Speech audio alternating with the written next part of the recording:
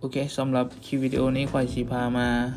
สอนวิธีสมัคร BX Trade เนาะโอเคก่อนอื่นก็ต้องมี leader ส่งลิงก์มาให้เนาะเห็นบ่นี่ leader ส่งลิงก์มาให้เฮาก็จำเข้าไปปึ๊บ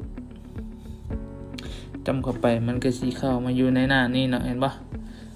หน้าที่1แม่นเฮาก็ใส่Gmail ของเฮา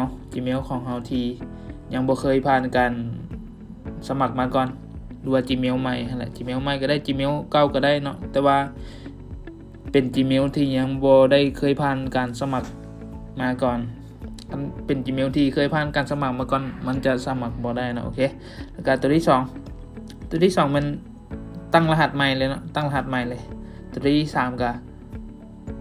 ใช้แบบเดียวกันเนาะตัวที่3กับตัวที่2นี่ใช้แบบเดียวกันสำหรับตัวที่4นี่แม่นปล่อยเลยเนาะปล่อยเลยโค้ดตัวที่4นี่แม่นปล่อยเลยหรือว่า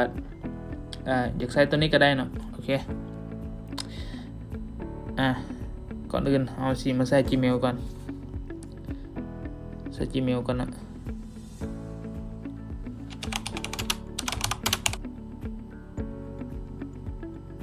ใส่ Gmail ก่อน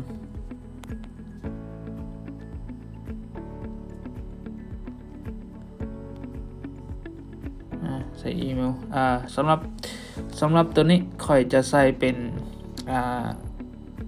รหัส Gmail เลยซะรหัส Gmail เพราะว่ามันสิได้จื้อง่ายก่อนนะ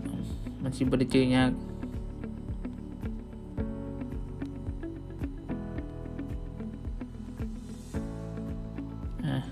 แบบเดียวกันเลยนะ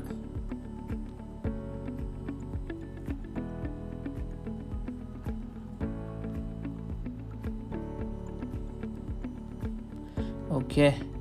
สำหรับหมดกันตอนนี้แหละเราก็มาติ๊กยืนยันอายุ18ปีขึ้นไปนะโอเคตอนนี้ปึ๊บเราก็ลงชื่อเขาใส่เลย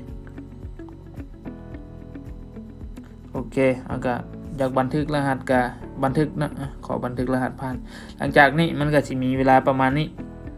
แล้วก็ขั้นตอนถัดไปเราต้องเข้าไปที่Gmail นะ Gmail ของเราปึ๊บGmail นี่มันก็สิ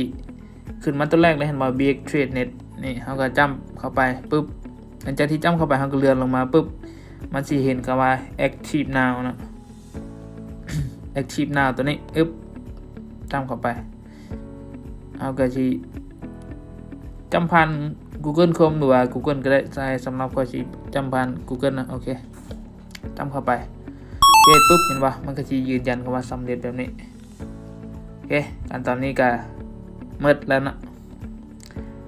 โอเคนี่ประมาณนี้นะโอเคได้แล้วนี่เนาะแล้วก็ยังเหลืออีก2ขั้นตอนเนาะจึงจะสมัครผ่านโอเคสำหรับขั้นตอนสมัครเริ่มต้นก็หมดละโอเค